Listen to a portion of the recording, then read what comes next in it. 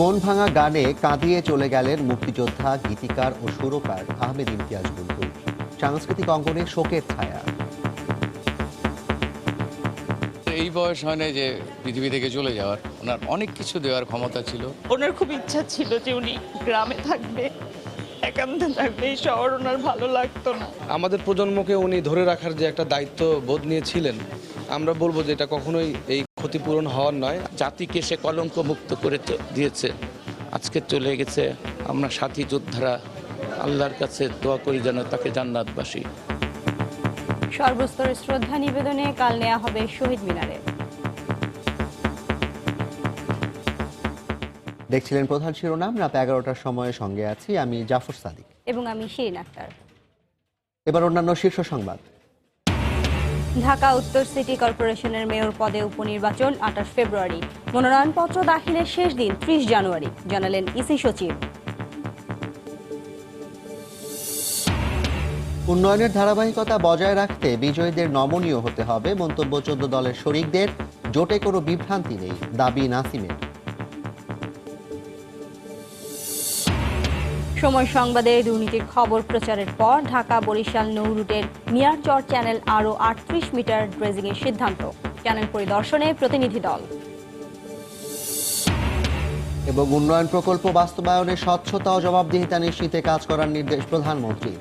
নতুন সরকারের প্রথম একনেক বৈঠকে 8টি প্রকল্প অনুমোদন।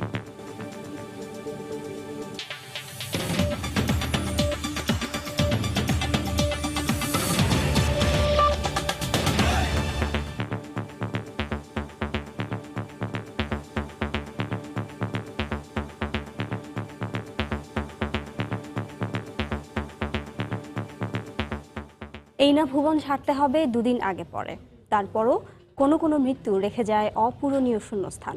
মুক্তিযোদ্ধা, সুরকার ও গীতিকার আহমেদ ইমতিয়াজ বুলবুলের মৃত্যুতে এমনই শূন্যতা এসেছে সাংস্কৃতিক অঙ্গনে। হৃদরোগে আক্রান্ত হয়ে আজ ভোরে মারা যান তিনি। তার মৃত্যুর খবরে রাজধানীর আফতাবনগরে তার বাসায় ছুটে যান দীর্ঘদিনের সহযোদ্ধারা। শোক জানিয়েছেন রাষ্ট্রপতি ও প্রধানমন্ত্রী। তার মরদেহ বঙ্গবন্ধু শেখ মুজিব মেডিকেল বিশ্ববিদ্যালয়ের হিমঘরে রাখা হয়েছে। সর্বস্তরের মানুষের শ্রদ্ধা নিবেদনের জন্য কাল সকাল 11টায় কেন্দ্রীয় শহীদ মিনারে নেওয়া হবে তার মরদেহ। এবার অন্য প্রসঙ্গ। ঢাকা উত্তর সিটি কর্পোরেশনের মেয়র পদে উপনির্বাচনের ভোট গ্রহণ অনুষ্ঠিত হবে আগামী 28 ফেব্রুয়ারি। একই দিনে ভোট হবে 2 সিটির নবগঠিত 34টি ওয়ার্ডের কাউন্সিলর পদেও। ঘোষিত তফসিলে মনোনয়নপত্র দাখিলের শেষ দিন আগামী 30 জানুয়ারি। এদিকে 8 বা 9 মার্চ থেকে উপজেলা নির্বাচন প্রথম ধাপের ভোট গ্রহণ শুরু হবে বলে জানান ইসি সচিব। আনিসুল হকের মৃত্যুতে ঢাকা উত্তর সিটি কর্পোরেশনের মেয়রের পদটি শূন্য হয় 2017 সালের 30 নভেম্বর। গত বছরের 9 জানুয়ারি এ পদে উপনির্বাচনের তফসিল ঘোষণা করে নির্বাচন কমিশন। সঙ্গে জুড়ে দেওয়া হয় 2 সিটির নবগঠিত 36টি ওয়ার্ডের কাউন্সিলর পদের নির্বাচন। কিন্তু সীমানা জটিলতায় 1 বছর ধরে আটকে থাকে এসব নির্বাচন। সম্প্রতি সব জট খুলে দিয়ে কমিশনকে নির্বাচনের আয়োজন করতে নির্দেশ দেন উচ্চ আদালত। মঙ্গলবার এ নিয়ে অনুষ্ঠিত নির্বাচন কমিশনের বৈঠকে সিদ্ধান্ত হয় 28 ফেব্রুয়ারি অনুষ্ঠিত হবে উত্তর সিটির মেয়র পদ এবং নতুন 36টি ওয়ার্ডের কাউন্সিলর পদের নির্বাচন। মনোনয়নপত্র দাখিলের শেষ তারিখ 30 জানুয়ারি, মনোনয়নপত্র বাছাইয়ের তারিখ 2 ফেব্রুয়ারি, আর প্রার্থিতা প্রত্যাহারের শেষ তারিখ 9 ফেব্রুয়ারি শনিবার, ভোট গ্রহণের তারিখ 28 ফেব্রুয়ারি বৃহস্পতিবার। এদিকে প্রথম ধাপে 8 বা 9 মার্চ শুরু হয়ে দ্বিতীয় ধাপে উপজেলা নির্বাচন হবে 18 মার্চ, তৃতীয় ধাপে 24 মার্চ, চতুর্থ ধাপে 31 মার্চ এবং পঞ্চম ধাপ অনুষ্ঠিত হবে রমজান মাসের পরে। 5টি ধাপে উপজেলা পরিষদ নির্বাচন অনুষ্ঠিত হবে এবং এটা প্রথম ধাপে 8 অথবা 9 মার্চ।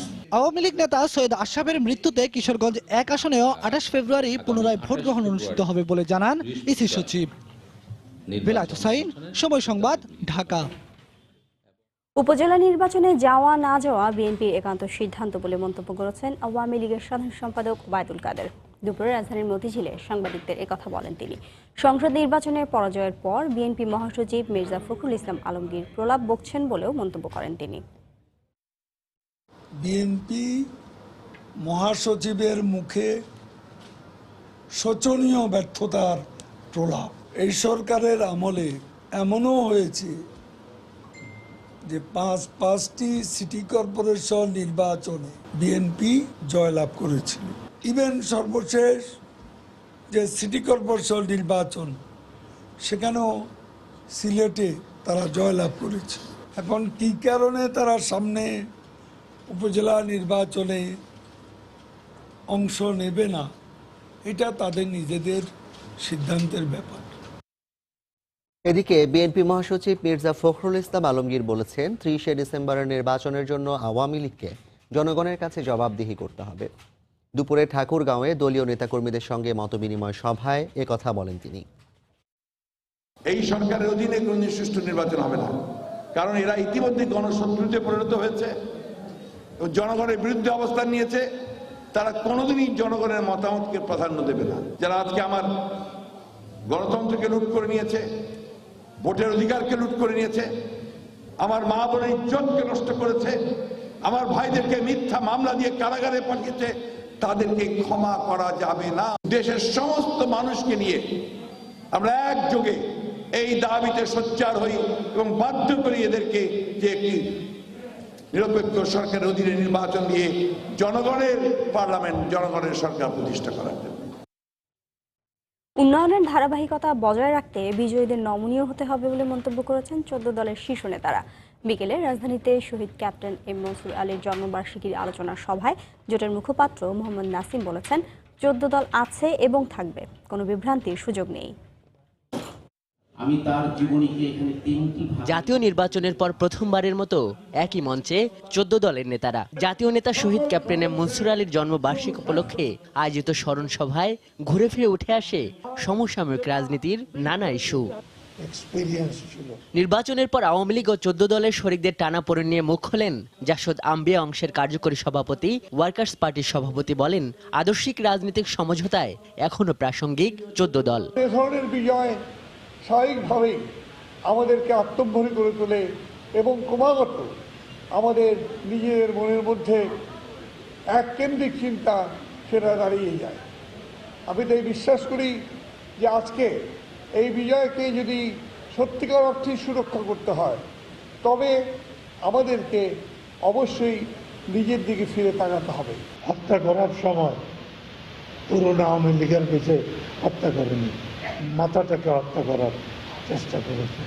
বিকজ এই মাথাগুলোর এক্সপিরিয়েন্স ছিল, যে এক্সপিরিয়েন্স বিপদের সময় সংগঠনকে টানতে পারত। পরে অনুষ্ঠান সভাপতি এবং জোট মুখপাত্র মোহাম্মদ নাসিম বলেন, 14 দলে কোনো বিভ্রান্তি নেই। কোনো বিভ্রান্তি নয়, কোনো সংশয় নয়। 14 দল ইনশাল্লাহ আছে, থাকবে ইনশাল্লাহ, সেখানে নেতৃত্বে তার পিছনে থাকবে ইনশাল্লাহ। প্রধান আলোচকের বক্তব্যে আওয়ামী লীগ নেতা তোফায়েল আহমেদ নতুন মন্ত্রী পরিষদের সাফল্য কামনা করেন। একদিন তো আমাদের জায়গা ছেড়ে দিতেই হবে। একজাক নতুন সংসদ সদস্য দিয়ে কমিটি করা হয়েছে। আমি বিশ্বাস করি নতুন মন্ত্রিসভা সেই অভিজ্ঞতা অর্জন করে বঙ্গবন্ধুর অসমাপ্ত কাজ প্রধানমন্ত্রী শেখ হাসিনার নেতৃত্বে সমাপ্ত করবে।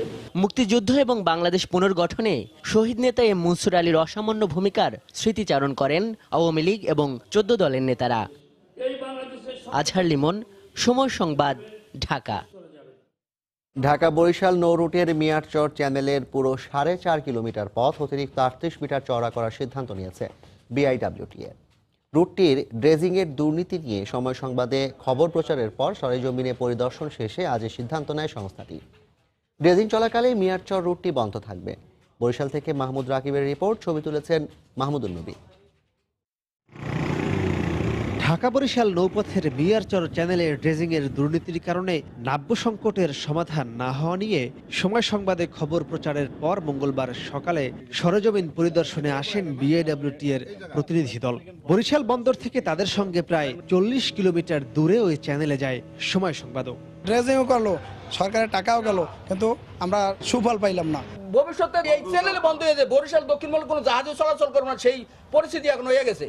মিয়ারচর চ্যানেলে ঢুকতেই চোখে পড়ে নাব্য সংকটের কারণে একটি মালবাহী নৌযান বাঁশ দিয়ে নদীর গভীরতা মেপে সামনের দিকে এগিয়ে যাওয়ার চেষ্টা করছে। লঞ্চ মালিক ও মাস্টারদের দাবি, ঢাকা থেকে বরিশালগামী যাত্রীবাহী ও মালবাহী নৌযানগুলো মূলত মেঘনা নদী থেকে মিয়ারচর নৌ চ্যানেলের প্রবেশ মুখের দুপাশে দুটি চর ও নাব্য সংকটের কারণে প্রায় হাজার হাজার যাত্রী নিয়ে তাদের এখানে আটকে যেতে হয়। এই যে ডান পাশে জামে মার্কা দেখছেন না, এই ডানের আপনার 5 হাত যদি ডান পাশে চলে যান তাহলে জাহাজ থেকে যাবে। এই ছোটটা কাটিং করে দেয়, সোজা করে দেয় চ্যানেলটা, তাইলে আর কোনো সমস্যা নাই। এর কিছু সময় পর পরিদর্শনে আসা প্রতিনিধি দলের সামনেই নাব্য সংকটের কারণে মিয়ারচর নৌরুটের মূল চ্যানেলে আটকে যায় একটি বাল্কহেড। এ সময় চওড়া ও গভীরতা নিয়ে লঞ্চ মাস্টারদের সঙ্গে বিতর্কে জড়ায় রুটটির দায়িত্বে থাকা প্রকল্পের কর্মকর্তারা। তারা যে ড্রেজিং করছে আর যে মার্কাবাতি দিছে সেটা জাহাজ চলাচল উপযোগী না। এই জায়গাতে কোনোভাবে 300 ফুট জাহাজ চলাচল করা সম্ভব না, ক্রসিং করাও সম্ভব না। ড্রেজিংয়ে দুর্নীতির বিষয়ে কিছু না বললেও প্রকল্প পরিচালক জানান নৌ চ্যানেলটি আরও চওড়া করা প্রয়োজন। পুরো রুটটি আরও 38 মিটার বাড়ানো হবে বলেও জানান তিনি। কয়েকটা মুড়ে জাহাজ চলাচল করতে একটু সমস্যা হচ্ছে এবং মুখেও সমস্যা হচ্ছে। এটা আসলে 76 মিটারের অতিরিক্ত লাগবে বলে আমার কাছে প্রতীয়মান হয়েছে। আমরা যারা কমিটিতে আসছি তাদের কাছেও প্রতীয়মান হয়েছে। এই 76 মিটারের স্থলে আরও 38 মিটার যোগ করব। ড্রেজিং এর সময় মিয়ারচর রুটটি বন্ধ থাকায় প্রায় 15 থেকে 25 দিন বিকল্প হিসেবে কালীগঞ্জ রুটটি ব্যবহার করতে হবে নৌযান চালকদের। মাহমুদ রাকিব, সময় সংবাদ, বরিশাল। রাত 11টার সময় আরো থাকছে। কাল বসছে পদ্মা সেতুর 6 নম্বর স্প্যান। নেওয়া হয়েছে মাওয়া থেকে জাজিরা প্রান্তে। দৃশ্যমান হতে চলেছে প্রায় 1 কিলোমিটার সেতু।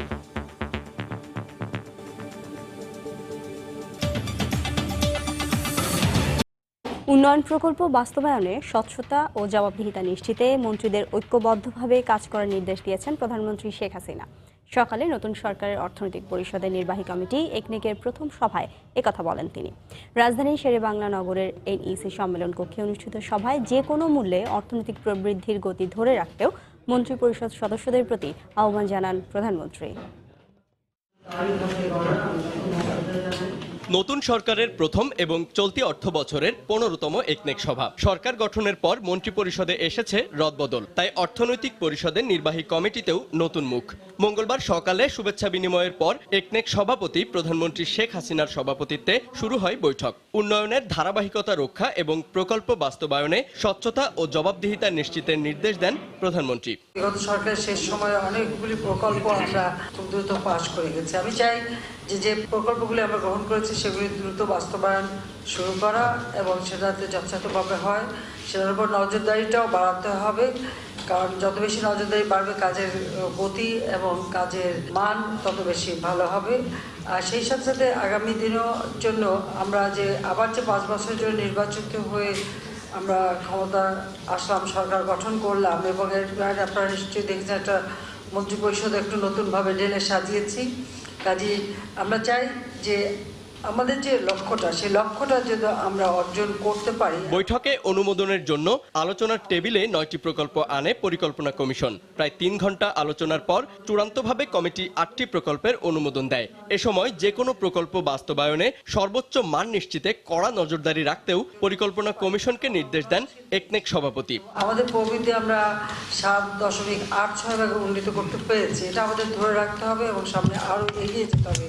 সে কথা মাথায় রেখেই আমাদের প্রকল্প বাছাই করা এবং প্রকল্প প্রণয়ন ও বাস্তবায়ন এই দিকে আমাদের বিশেষভাবে দৃষ্টি দিতে হবে, যেন আমরা আমাদের দেশকে যে লক্ষ্য নিয়ে আমরা কাজ করে যাচ্ছি। কারণ আমরা প্রেক্ষিত পরিকল্পনা করেছি, আমরা 2021 সালে স্বাধীনতার যে সুবর্ণ জয়ন্তী পালন করবো, তার মধ্যে আমরা ইতিমধ্যেই মধ্যম আয়ের দেশ বা আমরা উন্নয়নশীল দেশ এখন, কিন্তু এই উন্নয়নশীল দেশ হিসেবে আমাদেরকে এটা ধরে রেখে বাস্তবায়ন করে আমাদের উন্নত দেশ হিসেবে বাংলাদেশকে গড়ে তুলতে হবে। এছাড়া বিদ্যমান শিল্প কারখানার পাশাপাশি নতুন করে তৈরি হতে যাওয়া সব ধরনের শিল্প কারখানায় বর্জ্য ব্যবস্থাপনা কেন্দ্র স্থাপন বাধ্যতামূলক করতেও একনেক সভায় নির্দেশ দেন প্রধানমন্ত্রী। জুবাইর ফয়সাল, সময় সংবাদ, ঢাকা। দীর্ঘ 6 মাস পর কাল বসছে স্বপ্নের পদ্মা সেতুর 6ষ্ঠ স্প্যান। আগের 5টির সঙ্গে জাজিরা প্রান্তে বসানো হবে এটি। স্প্যানটি মাওয়া থেকে সকালে রওনা হয়ে বিকেলে জাজিরা প্রান্তের নির্ধারিত পিলারের কাছে পৌঁছায়।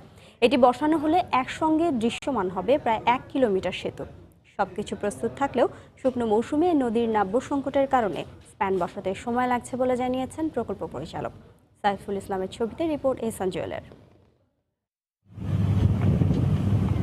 নদীর জাজিরা প্রান্তে আগের 5টি স্প্যান মিলে বর্তমানে দৃশ্যমান 750 মিটার পদ্মা সেতু। কাজ শুরুর পর 2017 সালের 30 সেপ্টেম্বর নদীতে 37 এবং 38 নম্বর পিলারে বসানো হয়েছিল প্রথম স্প্যান।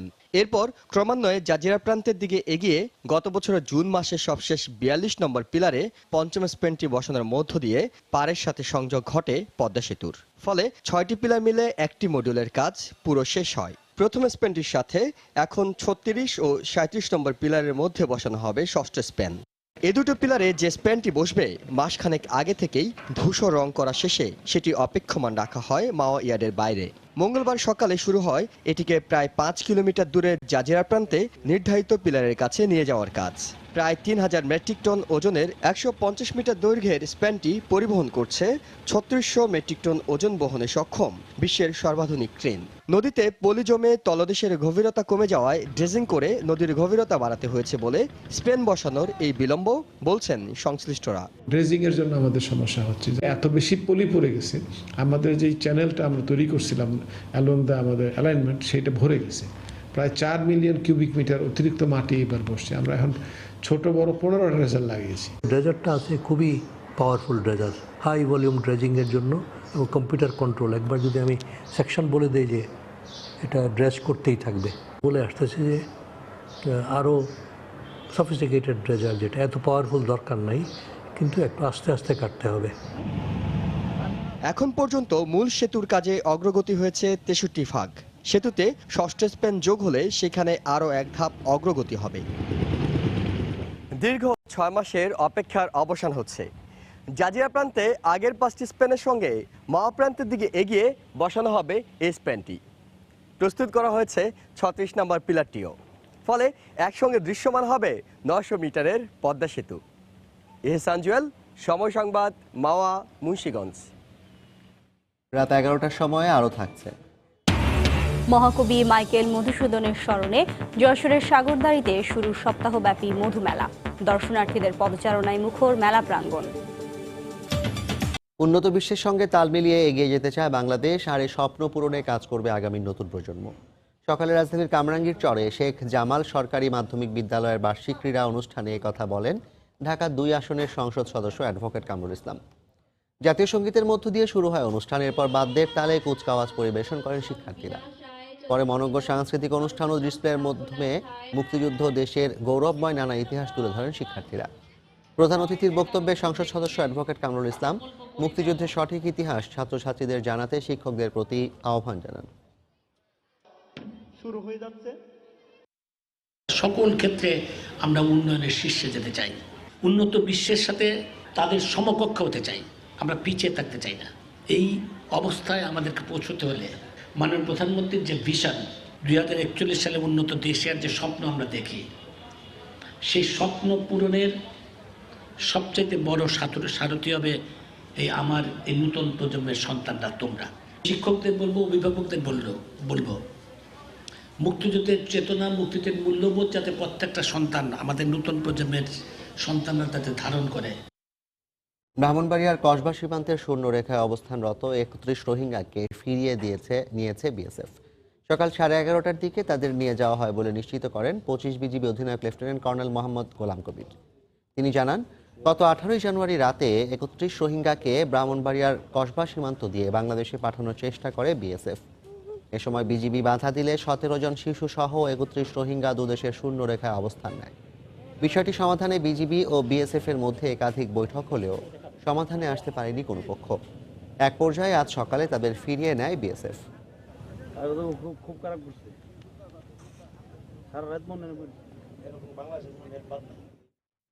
মহাকবি মাইকেল মধুসূদন দত্তের স্মরণে যশোরের সাগরদাঁড়িতে শুরু হয়েছে সপ্তাহব্যাপী মধুমেলা। প্রথম দিনেই দর্শনার্থীদের পদচারণায় মুখর মেলা প্রাঙ্গণ। কেবল মেলা নয়, মহাকবির বাস্তবিটাও দর্শন করেছেন দূর দূরান্ত থেকে আসা দর্শনার্থীরা। মেলায় ভালো ব্যবসা হওয়ার বিষয়ে আশাবাদী বিভিন্ন পণ্যের পসরা নিয়ে বসা বিক্রেতাদের। যশোর প্রতিনিধি জুয়েল মৃধা তথ্য, আবুল কালাম আজাদের ছবি নিয়ে রিপোর্ট। মহাকবি মাইকেল মধুসূদন দত্তের 195তম জন্মবার্ষিকী উপলক্ষে মঙ্গলবার সাগরদাঁড়িতে কপোতাক্ষ নদীর তীরে কবির বাস্তবিটায় শুরু হয় মধুমেলা। জেলা প্রশাসনের উদ্যোগে আয়োজিত এ মেলা চলবে 28শে জানুয়ারি পর্যন্ত। প্রথম দিনেই দর্শনার্থীদের পদচারণায় মুখর হয়ে ওঠে মেলা প্রাঙ্গণ। দর্শনার্থীদের বিনোদনের জন্য উন্মুক্ত যাত্রা, নাটক, সার্কাস, জাদু প্রদর্শনী সহ বিভিন্ন অনুষ্ঠানের আয়োজন করা হয়। আমরা অনেক কেনাকাটা করছি, খুবই মজা করছি। মধুমেলা আমাদের এই অঞ্চলের সবচেয়ে বিনোদনের একটি কেন্দ্রবিন্দু। 225টি স্টল ইতিমধ্যে আমরা বরাদ্দ দিয়েছি। এছাড়াও তোহা বাজারে প্রায় 250-র মতো ক্ষুদ্র বা মাঝারি ধরনের যে দোকানদার যারা আছে তারা বসেছেন।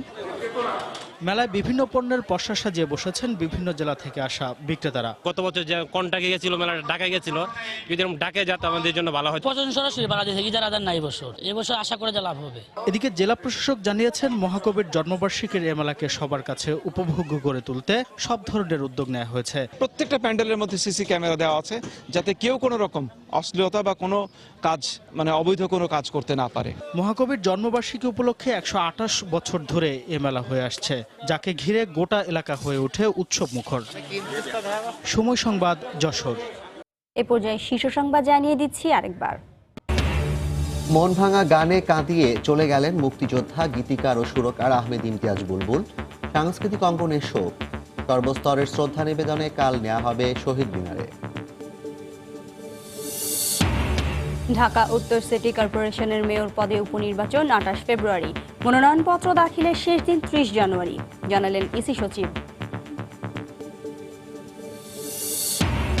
উন্নয়নের ধারাবাহিকতা বজায় রাখতে বিজয়ীদের নমনীয় হতে হবে মন্তব্য 14 দলের শরিকদের। জোটে কোনো বিভ্রান্তি নেই, দাবি নাসিমের।